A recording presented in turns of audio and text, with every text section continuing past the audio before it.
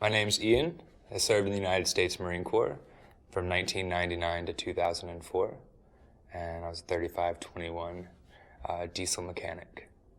I was part of the Earliness Ready platoon, so we were charged with mobilizing the first MEF and getting all of the gear to Kuwait and staged in the desert for this possible war with Iraq. So it was very surreal for me to be so young and be in a place of leadership and going to a country in anticipation of war, but not knowing if the war was actually going to happen. And within 3 months, we had hundreds of thousands of troops that had came in. So we were responsible for offloading the ships and making sure all the gear was staged appropriately for the Army, for the Marine Corps, and then we invaded Iraq.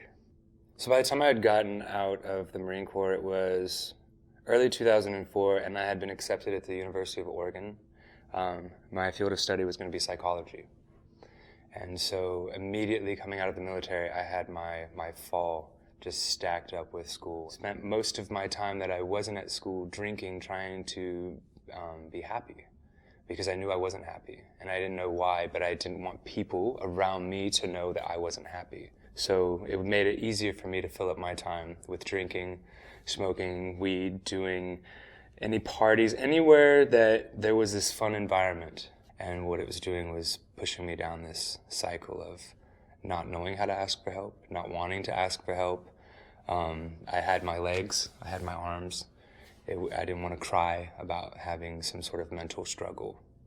I got stuck in this computer lab with this girl, and she just talked a whole lot. And so I was really trying to figure out the statistics, and she's like, the conversation came that I had just gotten out of the military. And she was like, oh, did you go to war? And I was like, yeah. She said, did you kill anyone?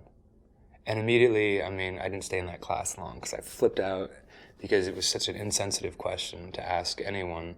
And so I knew from that moment my reaction went from 0 to 100. And that kind of showcased how I would respond for the next 10 years to people.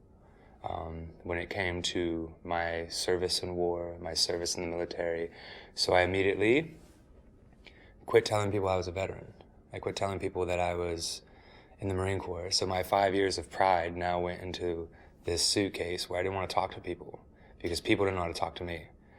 And it's kind of crazy because the people who do know how to talk to me, I also isolated myself from. I had come back from war and I felt less of a veteran than other veterans because what was being put on TV were the veterans that lost so much. And so my heart went out to them and I would find myself in tears, but it also pushed me further into a hole. I just started popping pills with the hopes of not waking up. And I just woke up the next morning after I had taken about 11 of these pills. And my friend had stayed there. And he was like, oh, I didn't leave your side, something was wrong. And so that morning I ended up realizing after I threw all the pills away that something was really wrong. That to get to that point. And that was when I knew that no longer could I sit in this room and pull the veil over my own eyes. The first experience I had with the VA was in Roseburg, and they put me in a group therapy. And I sat there, and immediately listening to these stories, I just got up and left because I didn't feel like I was that vet. I was like, whew, I'm sitting in a seat that should be sat by someone else. And so my therapist outside of the VA was like, hey, have you told someone that sitting in those rooms aren't productive and beneficial? And I was like, no, why would I tell somebody that I can't sit in a room with brothers and sisters in arms? And finally getting pushed to actually go make that step and say, hey, at the VA, I'm not able to do this. This is what I'm feeling. I don't feel like I'm worthy. Kind of opened this door for me to receive some of the best care.